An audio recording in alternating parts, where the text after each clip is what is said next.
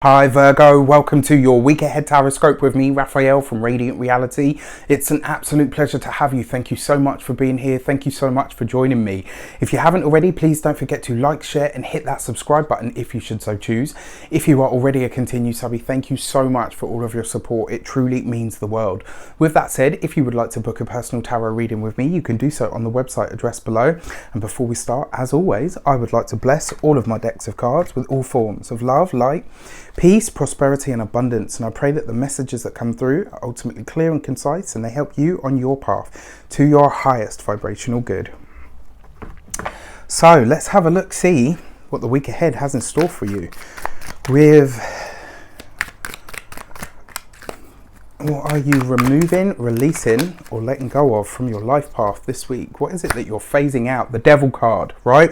This is great because whatever it is that you've been tied to, whatever it is that you've been addicted to, whatever it is that you know is detrimental but have refused to let go of even still, this is going to be a week for it, right? I mean, you've got the Uranus conjunct the Sun happening in Taurus, which is trining your sign, whether it's your Sun, Moon, or a rising sign.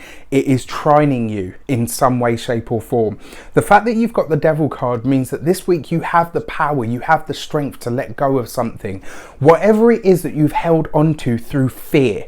Out of fear that something, you know, and it's not to say that it's like an overwhelming fear. For some of you, it will be. But whatever it is that you've woven into your life or into your, even into your own destiny, whatever it is you've told yourself, well, you know, this is just always going to be a part of my life. This week, you're going to discover that that's actually a crock of shite that you've been telling yourself for the longest time. And this will be the week where you truly emancipate yourself from something that has held you back, that has no longer really any place in your life. The fact that you're letting go of the Devil card means that you discover the source of your fear this week. And this is where you say to yourself, I am ready to let that go. So what you're working on this week, what is at the heart of the matter is the Seven of Pentacles, right?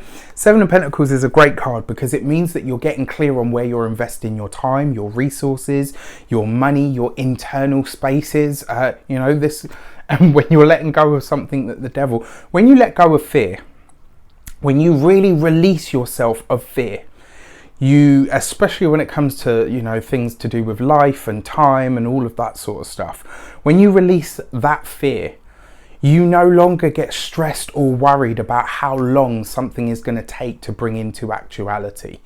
If it takes a year, if it takes 5 years, if it takes 7 years even, right? This is about you really stepping into this feeling and saying to yourself, you know what? Now that I'm no longer afraid, I can take my time with things. This is effectively going to teach you this week, my dear Virgos, how not to rush. You know, that you don't need to rush, that you don't need to constantly be in a rush to get something done. And the fact that you're delving into that energy in a big way is pretty powerful, actually. I really like that. So let's have a look. Your key to the week, you've got the Moon card, right?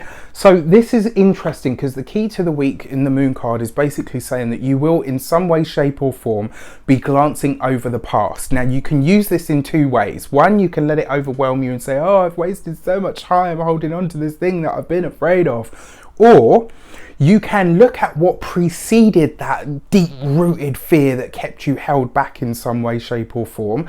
Look at the sequence of events that led up to the event itself and say to yourself, how did I lock that into myself? How is it that I allowed that experience to shape me going forward, and what can I learn from that? Sometimes, you know, when we take the rose tinted glasses off, sometimes we do go through a period where it's like, oh fuck man, I let that control me for so long. I've done it, we've all done it in some way, shape or form. If you can look at what led up to that, you put yourself in a much stronger position and also a more powerful position for it never to take hold again, right? When we can observe what it is that took us to a certain experience, now that we've detached from it and we're able to let it go and see the fear and name the thing that is giving us that hassle, right? Whatever it is that's giving, and then you pull the curtain back and it's like a fucking frog. Do you know what I mean? Like, it's that kind of thing. So you're going to look back at the past this week. And like I said, you've got two options here. One, you can get all in your head about how much time you've wasted and isn't it sad and da da da. Or You can look at everything that led up to it and say to yourself, right, okay, that's how it caught me last time. Going forward, I'm going to make sure that never happens again. I wish you an abundance of all of that good stuff. Let me know if it's not too personal in the comments how it shapes up for you. Take care, and I'll see you very, very soon.